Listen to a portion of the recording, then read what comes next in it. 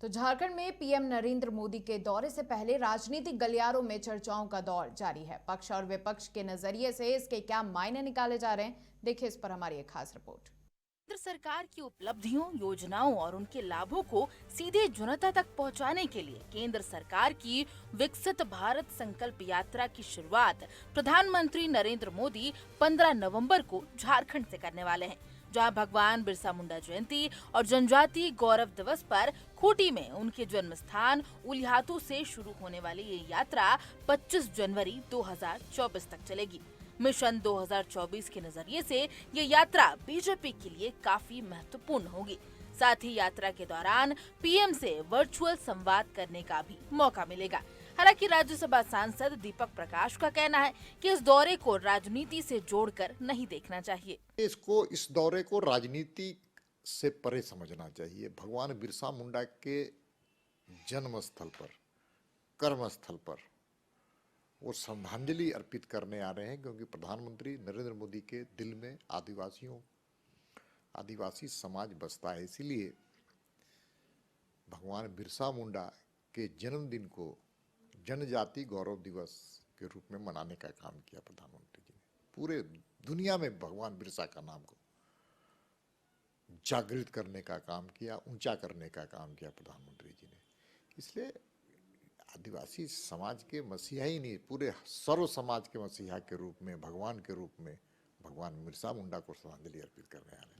विकसित भारत संकल्प यात्रा चुनाव वाले 5 राज्यों में 5 दिसंबर के बाद शुरू होगी, जिसे लेकर राज्य सरकार की घटक दल सवाल खड़े कर रहा है। कांग्रेस की माने तो पीएम ने मणिपुर हिंसा जैसे मामलों में चुप्पी साध रखी थी। अब अचानक से आदिवासी प्रेम कैसे जाग गया?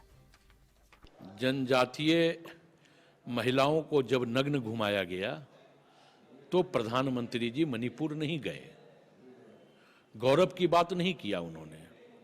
जब उनके विधायक के प्रतिनिधि के द्वारा एक जनजातीय युवक के चेहरे पे पेशाब कर दिया गया तो प्रधानमंत्री जी खामोश रहे।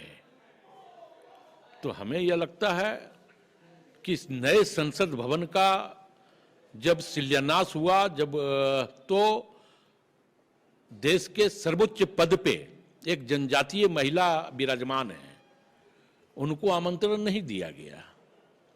और प्रधानमंत्री जी जनजातीय गौरव दिवस मनाने आ रहे हैं। ये राजनीति से प्रेरित नहीं है।